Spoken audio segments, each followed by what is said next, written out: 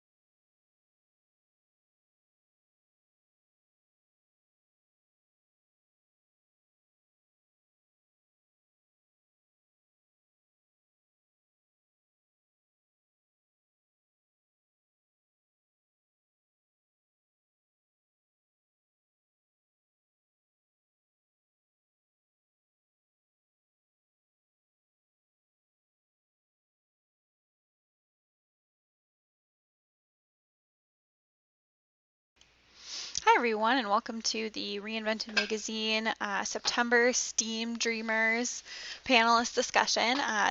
Thank you to all of the women we have volunteering here with us today. Just as a quick, overview, Reinvented Magazine is an organization that is focused on breaking barriers and aiding the movement to get more girls involved in STEM by creating the nation's first print magazine for women in STEM.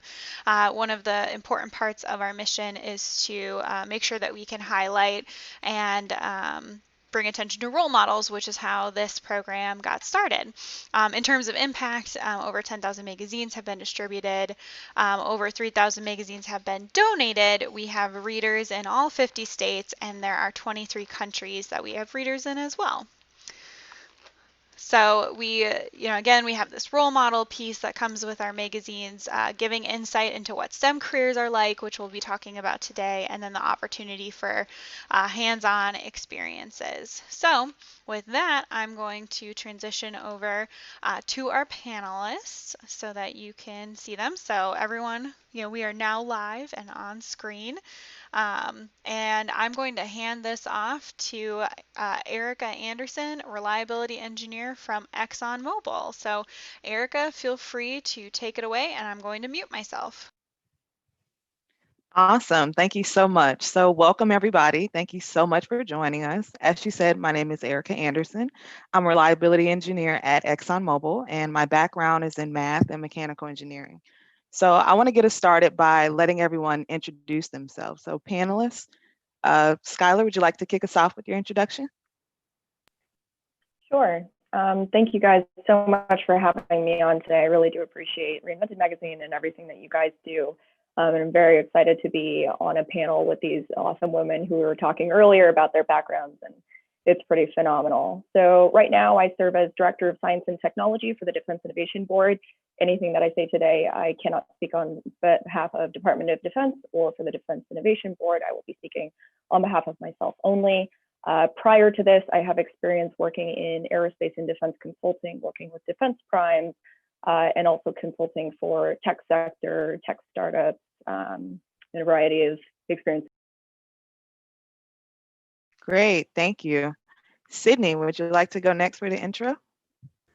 Awesome. Hello, everyone. My name is Sydney Hamilton. I'm a mechanical systems engineer at the Boeing Company, and I actually work on 3D printed parts for satellites and putting reflectors together, which is the part of the satellite that sends the signal back down to Earth. So if you see the dish on top of people's houses, I'm on the other side in space.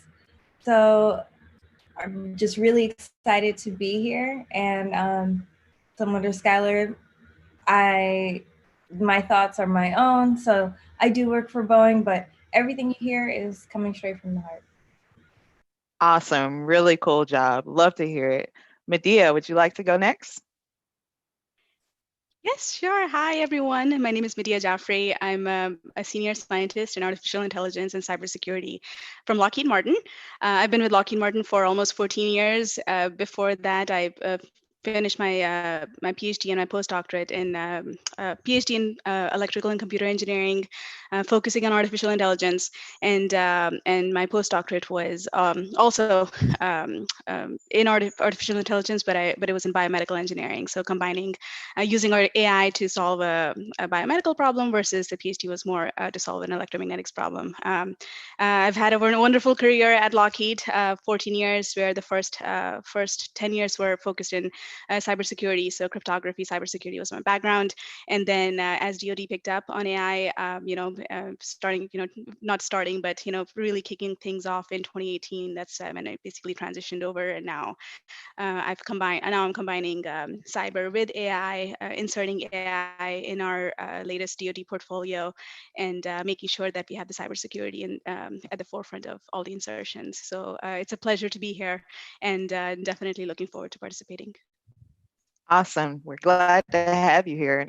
I'm a mechanical engineer, but biomedical was my first love. So I love to hear it. Krista, would you like to go next?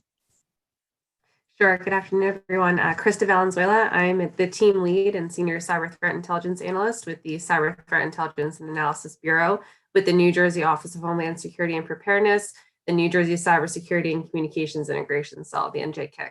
I've been with them for a little over 5 years now. And prior to that, I actually also did work for the Department of Defense for a few years, working their information assurance mission. Thanks so much for having me today. This is very exciting.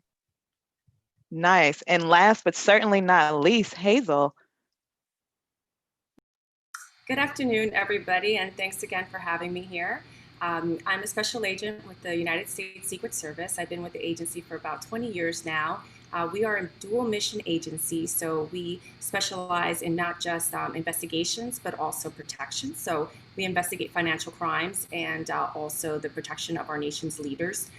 Back then, I didn't really start with the direction of cybersecurity, but with all the crimes, the trends have been that they are now being done over the internet. So my training goes with network intrusions and also critical systems protection. Wonderful. So you're out here keeping all of us safe. We love it. Appreciate it. And so next we want to give our introduction to our high school students. So Divya, do you want to kick us off? Sure. Hi, everyone. My name is Divya. I'm a junior in high school, and I'm based out of Virginia. I work on the Reinvented operations team, and I'm so excited to moderate for this panel.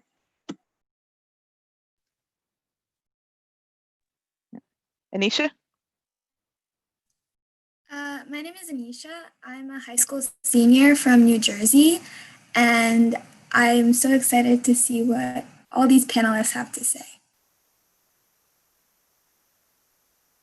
Wonderful. So ladies, thank you so much for taking the time to introduce yourself. And we're going to go ahead and get things started. I'm going to come out the gate shooting here. And this is just a general question for all of our panelists. And that is, what is the one thing you love most about your job that gets you out of bed and excited every morning? Okay, I'll take that question first. I love that my job is not a routine kind of job. Every day is different. I could be working on different assignments, and I really enjoy having that ability of just doing something different. I didn't really thrive in an environment where I did the same thing every day. So it's interesting that I could be traveling somewhere and either protecting the president, or I could be working on investigation. So I really enjoy that part of it. And I also enjoy that I'm helping others. I'm helping people, and I'm doing something that's for the greater good, which is the protection of our country. So that's what gets me excited in the morning. That is incredible. That is so amazing. Similar to you, I have this like overarching love that right now more than ever, we're all staying connected virtually. So me working on satellites is a way that I feel like I can contribute back to how not only here in the United States, but across the globe, we're staying connected. We couldn't even have this conversation without satellites being involved. So when I think about staying connected with friends and family, or I'm sorry, I probably online shop too much, but I do thank satellites for that as well. And just how today's society is operating. It's really cool to know that I am integral in that. And also, since I do work on a lot of government satellites, knowing that I'm contributing to important missions to our nation that are keeping us safe. So that's what gets me up, is knowing that I'm making the world a smaller place in a way. Awesome. So I think I'll take that one as well, right? A great question, and I think for me, it's just to be able to contribute to the mission, right? To be able to defend our nation. So Lockheed Martin has various facets, right? And part of it is to of course support the DoD. So my background is that I was born in Saudi Arabia to immigrant parents, right? And then we moved here. So having a PhD and getting all the experience at Lockheed Martin and to be able to contribute in that way means so much to me, because I think I'm living the life of for women who wouldn't even dream to, like, for example, in Saudi Arabia, women were finally able to drive in 2018, 2 years ago. So I would have finally been able to drive if I was in Saudi Arabia.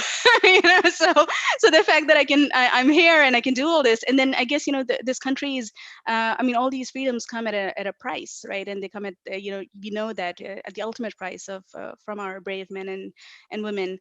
So it gives me every day, again, not only that piece of being able to live for all these women out there who couldn't live a minute, or would love to live a minute of my life, but also to make sure that these brave men and women who are out there, fighting for us, come home safely. So to be able to have the multifaceted contribution just means so much to me. So that's the excitement of coming to work. So for me, I always wanted to do something that helped people in some way, and I am lucky enough to be able to do that at my job now. A lot of what I do is interfacing with the public, and that might be in person doing presentations. I would do a lot of awareness type presentations and training about different cyber threats and how to protect yourself. And then we also have a lot of products that are available on our website that we author. We have our weekly bulletin, and I'm able to contribute in some way of providing that education to the public, so that maybe they're less likely to be victimized by a cyber threat. I think a lot of us are aware of how much money is lost to different cyber threats every day. So if I can save somebody that heartache, then I've done my job, and I'm happy to do that job. So. I guess I'll close up. So definitely reflect a lot of the comments that have already been said about contributing to a larger mission. I mean, national security is the reason that I do this job. But in my particular position, it's exciting to be working in a field that is looking at the future of what our field is going to be. And so every day you're coming in and learning about these technologies that are going to shape future battlefields. They're going to shape future advantage economically and militarily. And so whether I'm coming in and I have to look at quantum sensors or at biotechnology and understanding how our force operates in a COVID environment, anything like that is fascinating and makes me feel like I'm contributing to something larger than myself. And so all of those pieces definitely make me excited about it.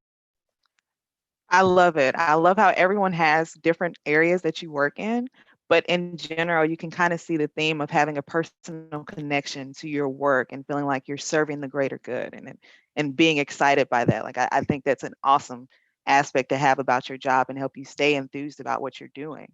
And from there, I want to hand it over to our high school students. Do you all have any questions for our panelists?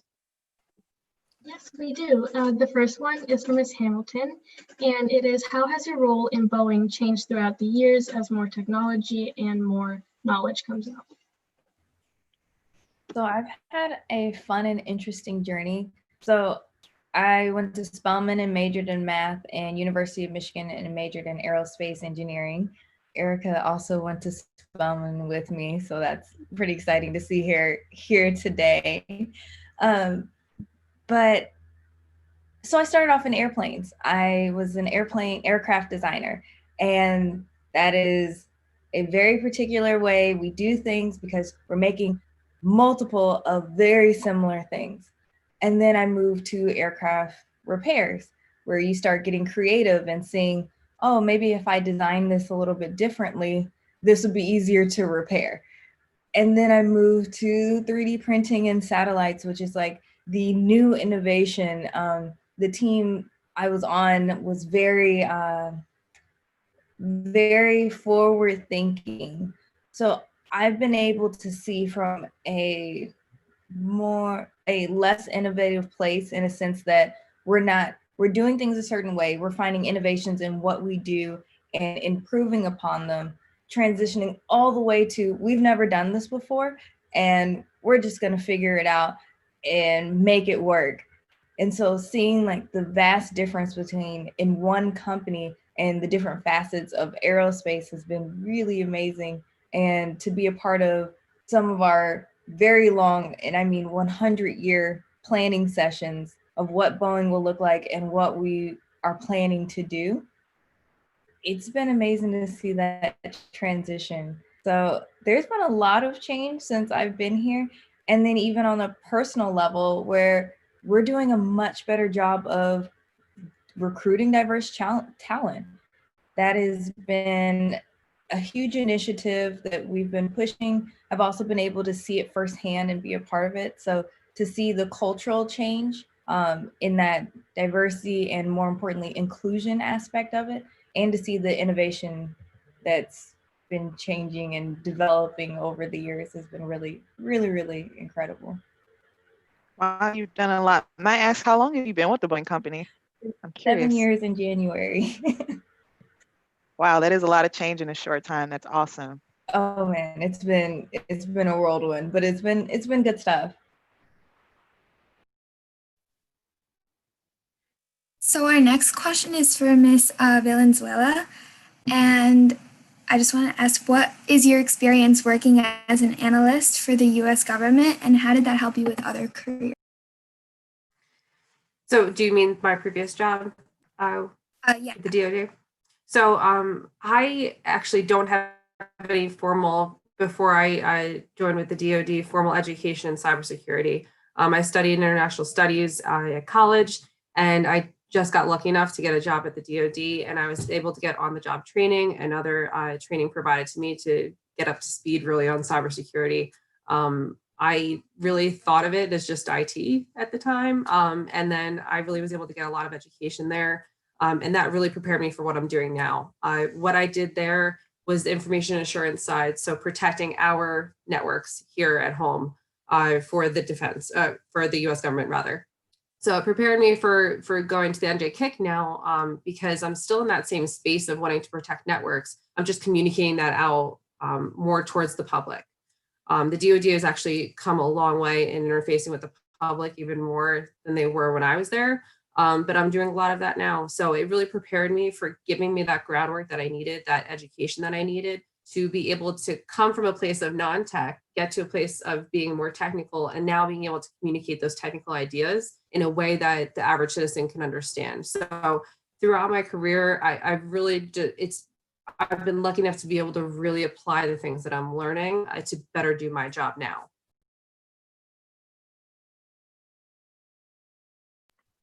That's awesome. I'm actually working on my master's in analytics right now. And so my appreciation for analysts and just data in general has skyrocketed. So your work, I'm extremely impressed by.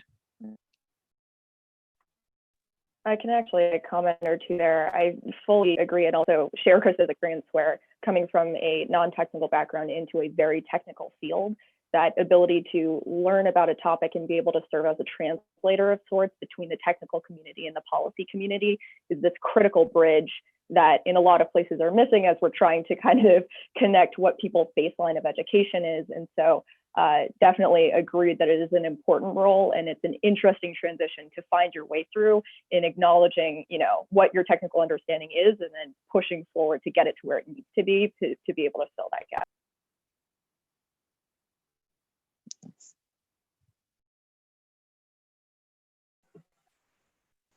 That's amazing. I really appreciate that. This is actually to Miss Sarah, and this is a question from our live stream, and it is, how do you find organizations or careers that will support training on the job, especially if you're learning something new?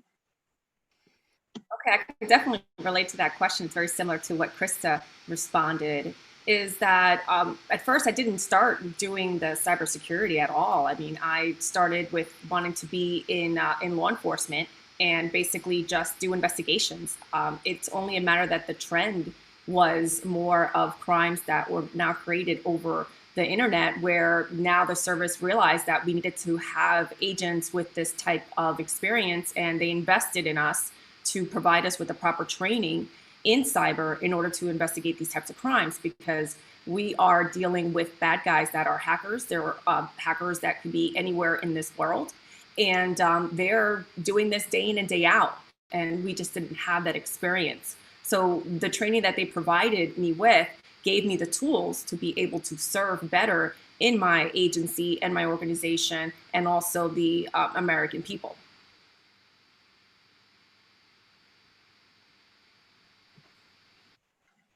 Medea, did you want to add to that? Yeah, thank you. Yeah, I just wanted to exactly just basically echo what everybody's saying, but I think, students need to understand also that there has to be training on the job, right? So whatever you choose from your, whether you get a bachelor's or master's or PhD or certifications, right? We can do that, but then as I personally think that you go to college to learn how to learn, right? And then when you start any job, you have to have, and you may not get formal training, the formal 40 hours, and the more, and as technology is evolving so at such a quick pace, we have to do some self-learning, and then a lot of times organizations just ask you to jump in, get your hands dirty, learn as you go, and you have mentors I would say for all organizations, right? We have mentors and experienced people who can train you as you go. So this is just it's almost a culture that you have to just remember, and not feel worried that, oh my goodness, I'm getting a degree in this field, but yet I applied for this job, I got it, I don't satisfy bullets 3, 4, 7, what am I going to do? Well, a lot of people don't satisfy all the bullets, right? And then you're going to learn on the job. Right. That's a really great point. I'm really glad you brought up mentors, because that's definitely something I encourage everyone to rely on with high school, middle school, whatever age you are. I feel like you should always have that mentor there that can help guide you, not just one mentor, but honestly, a board of mentors. I have multiple people that I go to. I've got technical mentors, professional mentors, and they're all going to help shape and guide you and can point you to resources when you may not know what you don't know. Exactly. Yeah. So the next question is actually for Dr. Jaffrey, and it's, what are some fundamental things that you need to become a research scientist, and what are some of the most interesting projects that you worked on? Oh, those are two very detailed questions. So I think from a training perspective, I think what from an interest perspective, you need to have passion. If you want to go in research, a lot of research, whether you as you get higher in degrees, you become poorer and poorer from a student perspective, right? So there needs to be a lot of passion if you want to go towards the PhD side. And then in the companies, we have different leadership paths, right? So for example, in Lockheed Martin, we have the Fellows program, where most of the PhDs or people who are really passionate about research go into. So if you want to go in research, passion is key, because sometimes it's not you just money can't be the driver there. A lot of basic research sometimes comes with minimal funding, and we have to change that culture as well. Make sure that we fund the basic research, but that's basically the motivation behind research. And the second question was, could you remind me about the second one? Oh, what are some of the most interesting projects that you worked on? Oh, goodness. Okay. Yeah. See, that was a deep one. So when I joined Lockheed Martin, my background was artificial intelligence. And again, that was 14 years ago. And, again, the defense wasn't really in it. So I got started in a cryptography problem. So it's completely different background. I had no training in it. So, there you go, learning on the job. And basically, so worked on, got a chance to work with NSA and accredit and get some of our communication systems certified for the Aegis missile defense program. And then after that, after crypto, I've also worked on some nanotechnology projects. So I got to work on a cancer detector and a biological and chemical weapon detector using nanotechnology. So completely different field, working with carbon nanotubes and, micro electromechanical switches and, small devices. I've got to work on graphene, how graphene works, and what are the filtration techniques out there. Then I think, from an AI, artificial intelligence perspective, again, we are breaking a lot of barriers there. A lot of our efforts are focused on humanitarian disaster recovery and relief solutions, and then also a lot of our efforts are also towards prognostics. A lot of things that we do very manually right now takes a lot of time. So when you have these huge platforms, how do you their health checkups and their maintenance is pretty manual with some automation. So that's a really ripe ground for AI insertion. So working on those kind of projects, but then there are a lot more that it's there's so many projects that we can go into here. So but thank you for that question.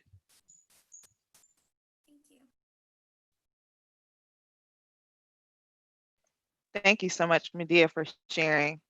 I want to kind of throw a question out there because I've heard a lot about from everyone and diverse backgrounds and somewhat kind of similar. What got you involved with STEM to begin with? Because I know I personally, I didn't grow up knowing what an engineer was. I thought an engineer was a train driver. So I kind of got a late start. But for any panelist that wants to jump in, where was your start? What sparked your interest in STEM?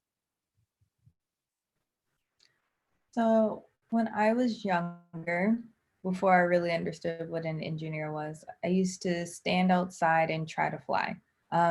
My parents would say, Sydney, what about an airplane, a jetpack, a rocket? And I'm like, no, I don't know what you don't understand. Like, I want to fly. I want to be able to explore the skies and see what's out there. So I've always been fascinated by just what's happening above us. On Earth is great, but what about beyond? And so it makes sense that I was an aerospace engineer.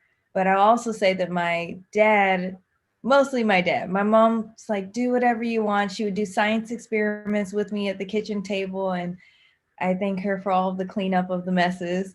But my dad would always say, that's my little engineer. Anytime I took something apart and put it together, and while I didn't really understand what an engineer was, I kept hearing the phrase over and over.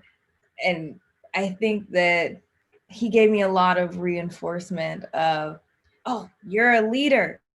My little engineer, you're doing great. And he would always just encourage me in that way. And so I think it just made sense for me. I loved math. I loved science. And it just, by the time I understood what these things were, I was like, well, I don't actually know what else I can do because I like math and science. So this makes sense. Right. Similar story here. It's math and science. And I literally Googled majors for people who like math and science and engineers. It's still the first one that pops up. You can Google now and it's still the first one. I'm like, oh, lifelong learner, math and science. Looks like I'm getting an engineering degree.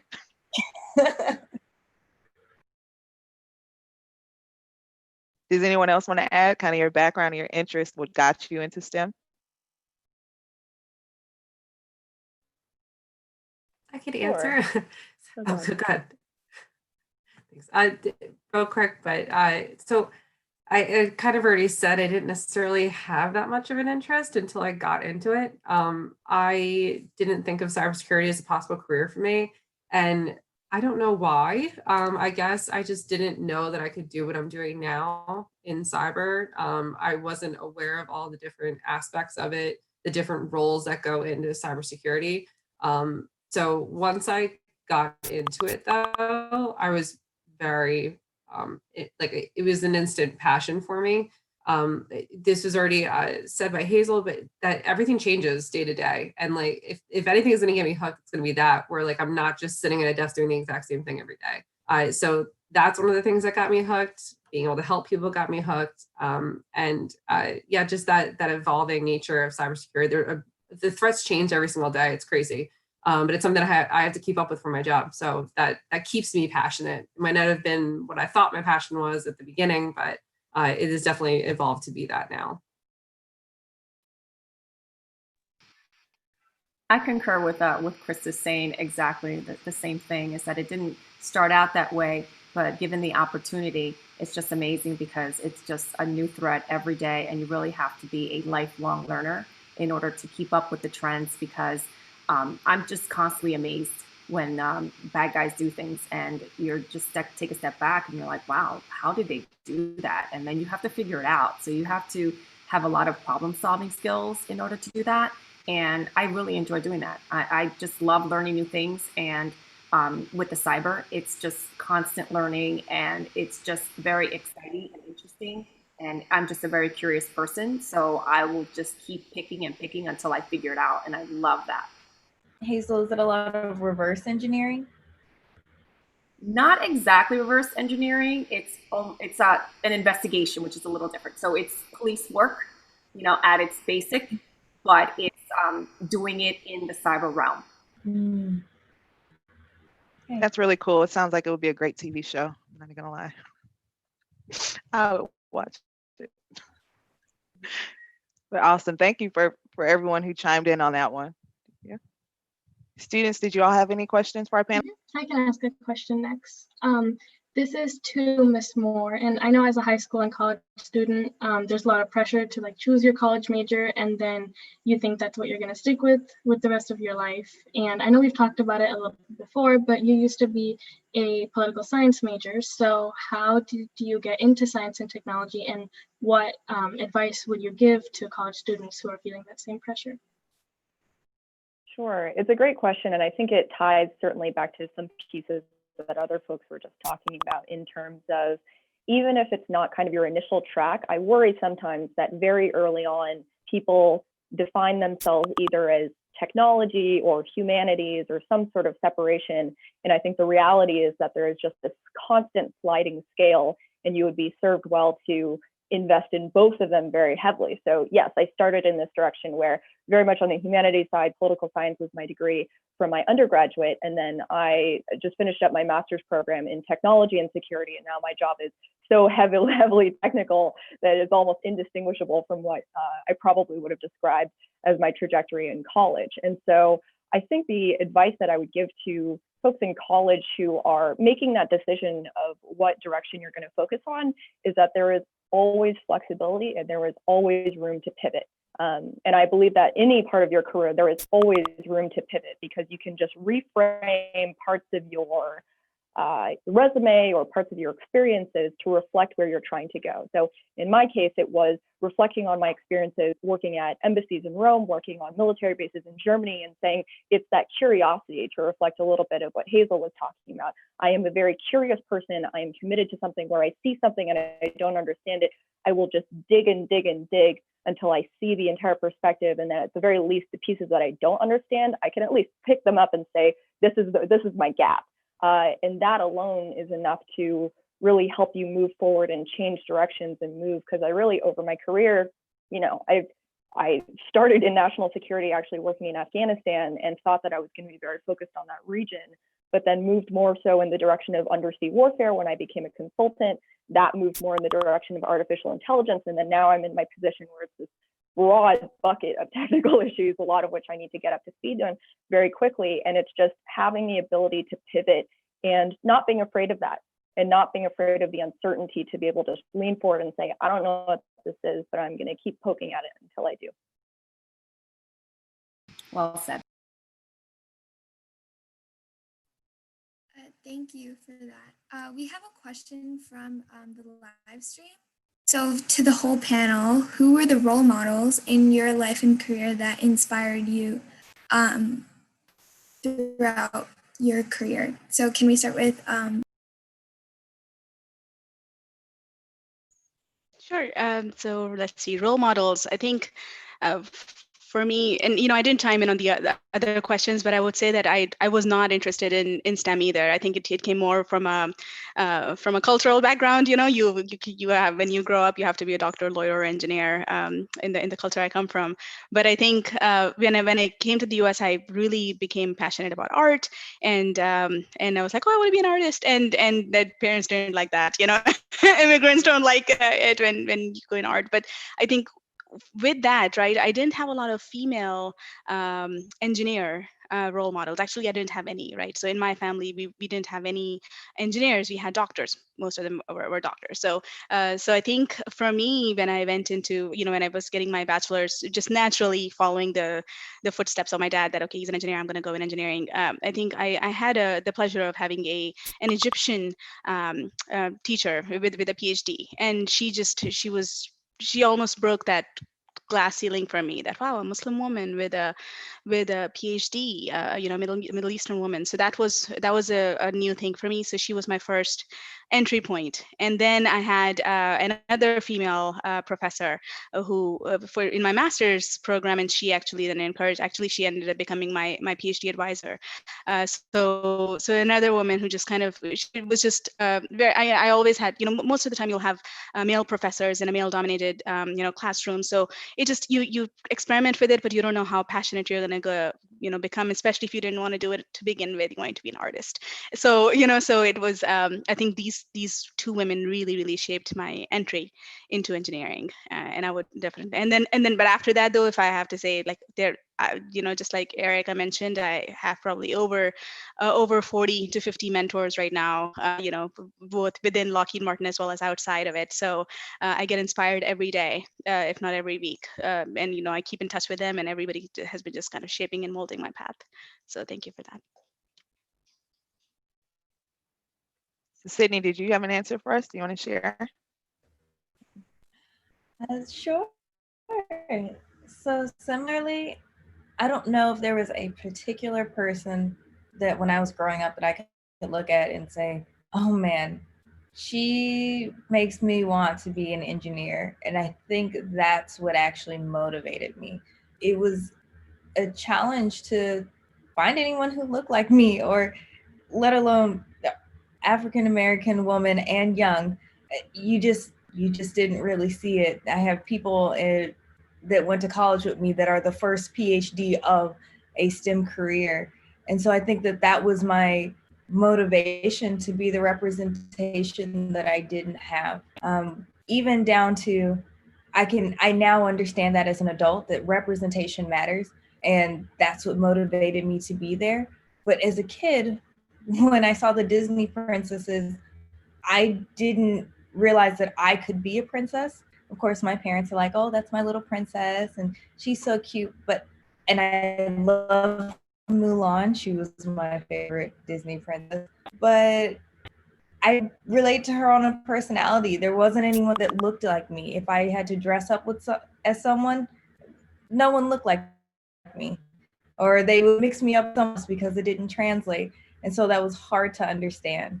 So I think a lot of my motivation now is to be the role model for someone that I didn't necessarily have. So the women and men as well that inspired me were because of their work ethic and their personalities and their drive to change, not necessarily to be in a STEM career. Definitely understand that. I'm kind of in the same boat. Krista, do you have a role model that inspired you? As we were, I was listening to Sydney, amazing answer to that question. Yeah, I didn't really have anybody in the field that, like, as I was growing up, even in college, because I didn't study it, I didn't have those people around me. But once I got to the DoD, they were colleagues. They weren't my supervisors, they weren't my managers, but they were my role models because a lot of them were already kind of in the field. My very good friend, she was a math major. She had her master's in mathematics. And for whatever reason, I just didn't have any friends that were in STEM that were women. And she was very inspiring to me and very just, yeah, this is what I studied because I really liked it. And I'm a woman, and she did a lot of leadership type volunteer work, that sort of thing. And it was never something that she felt like that she was like less than anybody else, like being a woman in math and STEM. And so I just kind of took that on myself and just have always tried to be like, we need more people, we need more diversity, we need more women that are like us in this field.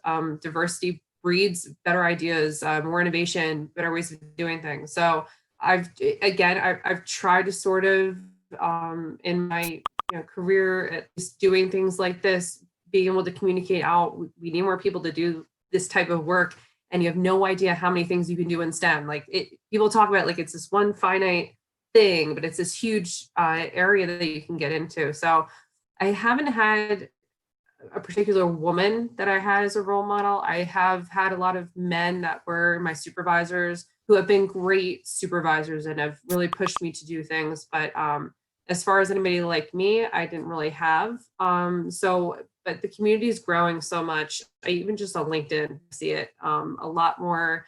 They're pushing other women, bringing them up, and promoting them. So keep doing that. So then hopefully somebody else doesn't have the same answers that we just did and actually have like these role models they point to. That's awesome. What about you, Hazel? Did you have a role model that you wanted to share? Sure. So I wanted to first comment on Steve's response about being unique and not looking like anyone. You're beautiful. So that's what makes you, that's what's great about being unique. So I just wanted to make sure I said that. Also, as far as being a role model, I didn't really have one. My father was my role model. We came to this country. I wasn't born here. So I immigrated from Cuba and I was young, and my parents gave up everything to have a better life for me and my sister. So I've always wanted to repay our family in whatever way I could. So I worked hard to be where I am. And that's why I enjoy working in the Secret Service, because I could give back to my country, since my country has given so many opportunities to me and my family. And definitely our lives are a lot better. Since my father passed away, I don't no longer have him. He's still my role model, but in a sense, I've transitioned where I've become the role model, and I'm a role model to my children. And maybe to many other people, but really I focus on being the best person that I can be, so that they are proud of me and that they can follow my example, because that is what a leader does, is you want everyone to follow your example, not just, hey, be this way or do that, do this or that. It's, you want them to see what you're doing and copy my behavior. And that is the reason why I do all of the work that I do, and I work as hard as I can to be the best example and the best version of myself for them. That's awesome. Let me just say, you all are great role models in general. So even if you didn't have one, there are plenty of people watching you, I guarantee you. And now that I know you ladies, I'm definitely going to be watching. I look up to you myself. I kind of want to transition. I have a question in general, kind of. So for those of you with graduate degrees, or maybe currently pursuing a graduate level education, do you think that having a graduate level education has been beneficial for you in the defense industry? So I can take the first stab at it, right? I think I would say definitely yes. I think I'm hoping that we transition away from that in future as we get more women in STEM. So you have the famous folks out there. A lot of college dropouts and entrepreneurs have been male, right? They're basically men out there, but are the women. The one example we had, she didn't turn out to be so good, and I won't mention her. But so overall, in general, college degrees are still important for women, and then advanced degrees are even more important, because I think they really provide that shortcut to credibility. So when I do go into meetings, a lot of times, thankfully things have changed a lot over the 14 years I've been with the company, right? But whether and by the way, but there's less women in STEM. There are even lesser women in the Department of Defense. So the Department, the DoD Defense. So we are sometimes, and we were discussing this before, starting this conversation, that this is the most women we have seen in a Zoom call sometimes, right? So we are naturally the fewest women out there, and sometimes you're the only woman still, in a room full of men, and a lot of times our appearances can count against us process as well. When I started, I looked extremely young, and that hurt as well. So sometimes, when I'm sent in a room as a lead for something, I immediately say, "Hi, I'm Dr. Jaffrey," and that immediately gives like a, "Whoa, doctor, what in what?" And I'm like, "Oh, okay, in basket weaving." So what are you thinking? So really, so once we get through that, okay, no, it isn't engineering, really engineering. And I don't think you would get that from if a guy said, "I'm Dr. Smith," or whatever, right? It's like, okay, yeah, whatever. But for a woman, like, "Whoa, really?" And then it really brings that credibility to the table that I'm just so grateful for, because I think I've tried it. I've tried to hide my doctor card, and it has taken me weeks, if not months, to prove my credibility. So it does. And you still look very young. Oh God. You do. It's a great thing. Thanks. Now it is, but back then, oh my goodness. But thank you. Skylar, did you have I think you mentioned you also had an advanced degree? Sure. Yeah. So I have my master's. I appreciate your turn of phrase idea of like a shortcut to credibility, because as someone without a PhD, I have witnessed on the other side of how that works for women who have doctor in front of their name, and how that helps you jump a couple of steps that you otherwise kind of have to go through to establish credibility, whether that's fair or not. From my perspective, for a degree that sadly does not give me a title that I can put at the front, but I think there are a couple of elements to it, both in terms of content of degree and its value, and then network from the degree. And so in terms of content, I think that it is helpful, but you need to be precise in terms of understanding. I really would suggest that people take time between, if possible, unless you are certain you know what you want to do, between undergraduate and graduate school, to be clear on the direction that you're trying to go with your career. Because the more precise you can be, the more you can kind of hone exactly the skill that you're trying to get through grad school. So once you're clear on that content side is really the richness that you're going to get from graduate school. And then on the network side, particularly in the world of defense, I think that graduate school can be incredibly valuable, because, I went into Georgetown and suddenly opened up this aperture to this whole other world of people who work at the FBI, who work in, Department of Justice, who work in Department of Energy, that I would have never interacted with otherwise. I just had this little bubble of DoD people that I always talked to. And so having that different perspective on national security, and that ability to reach out to other people, because we're all working in a lot of ways on the same technical issues, just from different perspectives. And it's fantastic to hear those. So from a network perspective, graduate school was absolutely important for my career. And then I would also just reiterate the fact that content piece is really critical, as long as it is in line with what your longer term goals are. Right. I love that you added the network piece of it, because I think I mentioned this is my first semester of grad school, getting a master's in analytics. And part of the reason I chose Texas A&M is because the Aggie network is huge. And even all you have to do, honestly, is one semester and they consider you an Aggie for life. And I put it on LinkedIn, and people have been reaching out from all different directions, offering me support, offering me, hey, look into this job field. And even though I have a career, the opportunities are just flooding in just because of the program that I picked. So I really like that you touched in on networking, because they say, don't just network, make your network. They are your net, your safety net, if you will.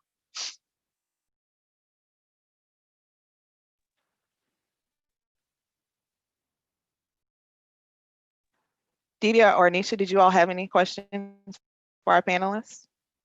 Or did anyone else want to chime in on that previous question? My apologies before we move on. I want to make sure everyone gets their opportunity.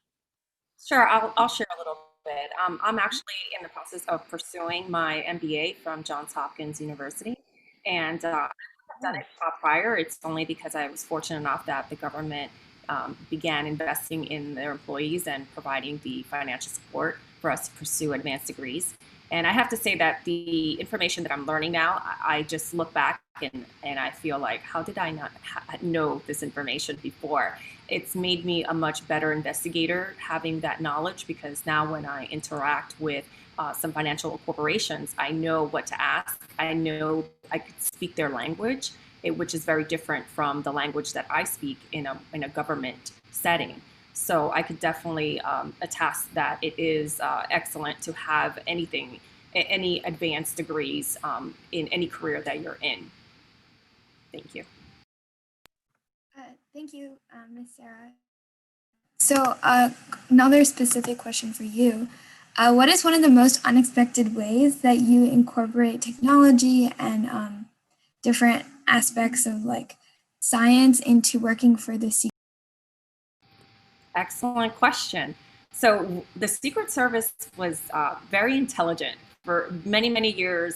Even before I even became in this field, we were always concerned with bad guys hacking into a location where the president would be. And it's only now, recently, that a lot more people are interested in that type of, security. But we've been doing security for the president since 1865. So one of the ways that we're incorporating technology is that we are very concerned by it, whereas we don't want the president to be in a location where someone could possibly hack in and turn the lights off. We don't want him to be in an elevator where somebody could hack in and trap him.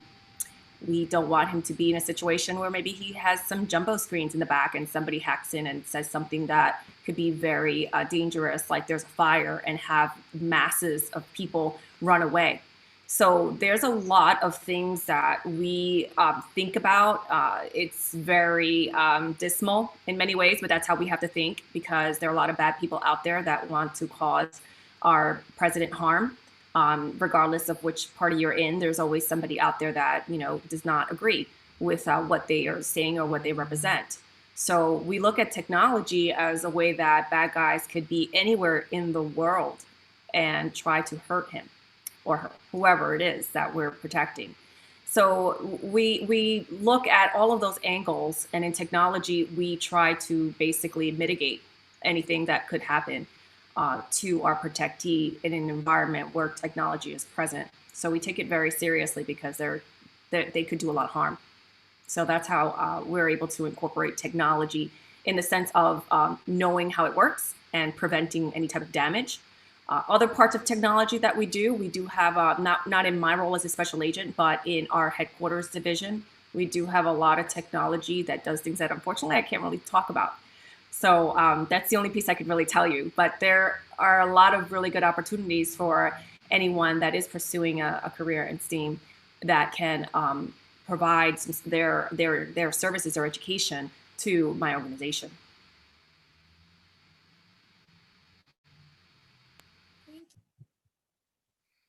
Yes, thank you, Hazel. So I had a question in particular for the moms on the call. So how do you balance, how's your work-life balance between motherhood and managing your career?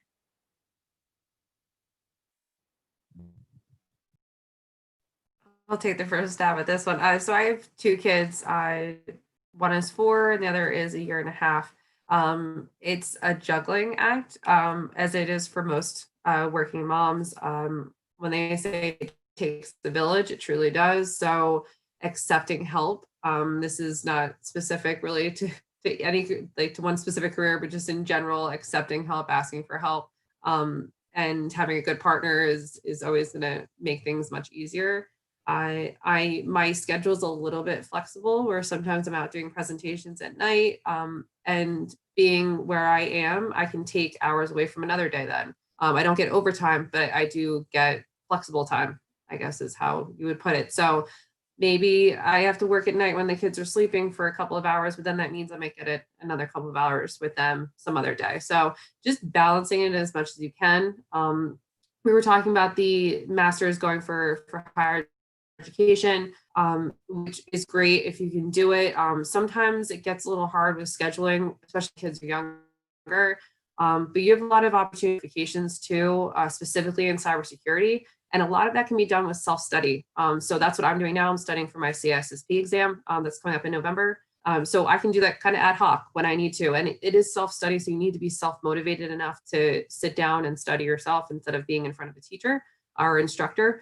But for right now, this is my best option, is being able to do it when I can and fitting it in instead of having these set schedules. So for right now, that's kind of my plan. But I do, when I actually have more of a set schedule where I can go to classes, that's my plan for then. But it's always going to be difficult. It doesn't matter what career you're in, what field you're in, but you make it work, and it's worth it to make it work. You get to be that role model for your kids too, that you can do it all.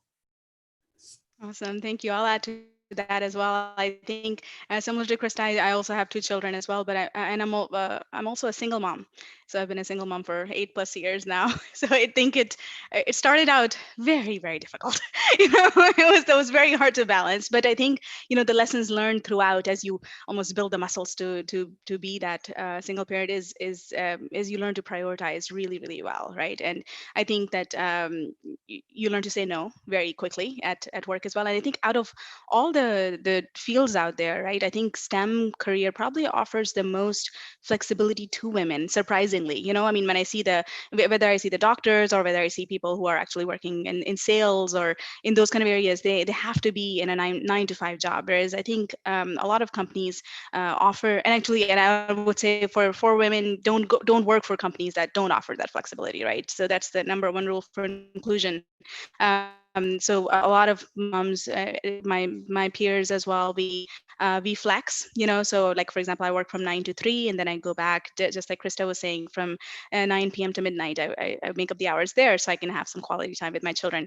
And then also you have to put some me time in there as well, right? Otherwise you'll completely burn out. So there's priorities mean a lot. Organization, and then working for a corporation that can support your flexibility is super important to be able to contribute. But I think STEM is the best to be able to balance this work-life balance. Awesome. Thank you for sharing. So I do have one more general question that I wanted to ask to you ladies as we prepare to wrap up. So what advice would you have given yourself 10 years ago? I love this enthusiasm, the deep thought. I am so here for it. Okay, we'll break the silence here. The advice I would have given myself is, I guess, something I do for myself now that would have helped me when I was first starting would be, I have a couple of phrases that I say to myself that keep me motivated and keep me going. See the world like an astronaut, because if you can imagine what they're thinking when they're in space, they're probably not worried about the burnt toast that was happening or that you did this morning or that you forgot to send that email, but having that macro perspective, you don't have to have it all figured out. I think we all have heard people say, I need to get my life together. But in reality, when have we ever heard someone say, man, I really have it all together? And if they do, please send them my way so I can talk to them and get their secrets. And the last thing I'll leave you, still I rise. I say that all the time. So every time you fall. And the last one is, I never lose. I either win or I learn. And so not looking at failure as the end all be all. So those were the 4 things that I kind of keep cycling in my head to fight any imposter syndrome that might come up. That's awesome. I think all of that, all of what's in these, I think that was really, really good. I think what I would want to add that was a little different. I don't know if a lot of us don't grow up in a very positive environment. When you are encouraged that, hey, there you go, you're gonna be that engineer. So or you're told no, that you're as a girl or as a future woman, you can't be something. There's so many can'ts. A lot of us are surrounded by those can'ts, and I think that a lot of times we try to mold ourselves to those can'ts. That yes, you're right. I mean, if I do this, then that person will. What will they think of me? And we become. So I think one of the best advice that I was given was. I was always worried about getting disowned. That was my biggest, like, oh my gosh, my parents will disown me if I do this or that, right? And I think somebody told me that no, you disown the people who are not my parents. It was in general, but disown the people that put you in a box. So the sooner we can break out of the bubble that we think is our world, and we can step out of it, then we'll find millions of people who will say, oh my gosh, why aren't you doing this? Why are you stopping here? You can even do this. So I think once we break that bubble and we go out, there are so many champions out there who would be your supporters, but sometimes we're just born in the wrong place sometimes, and in the wrong time, and in the wrong block, and in the wrong city. So we have to be able to break out of it. So I wish that I'd done that sooner and believed in, my own passion sooner, that voice that was, all the naysayers, and just kind of step out of it and just, grow sooner, because I think we all have a lot of potential, but some of us just don't have that guidance. So listen to your instincts.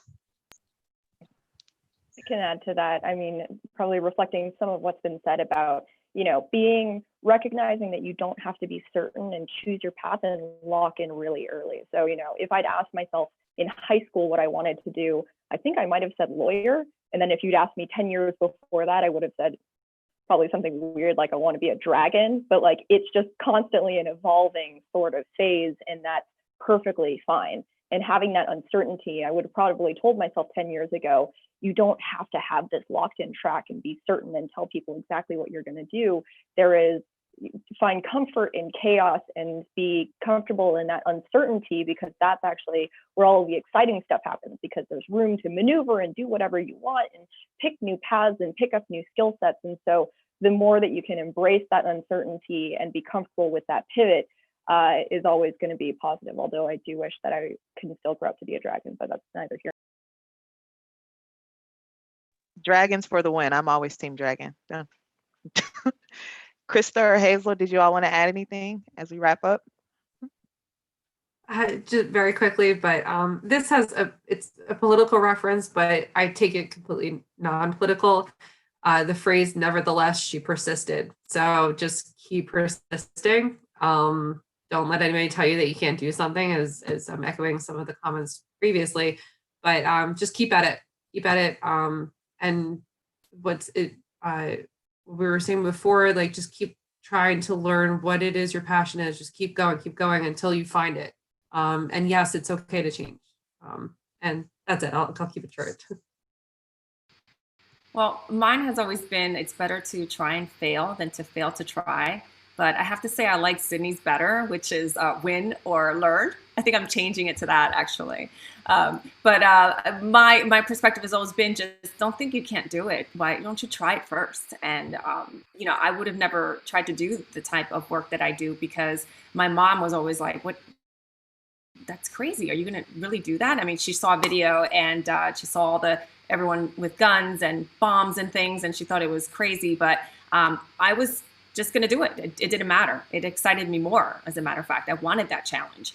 And I always knew if I didn't try it, I was going to regret that. And I didn't want to have any regrets in my life.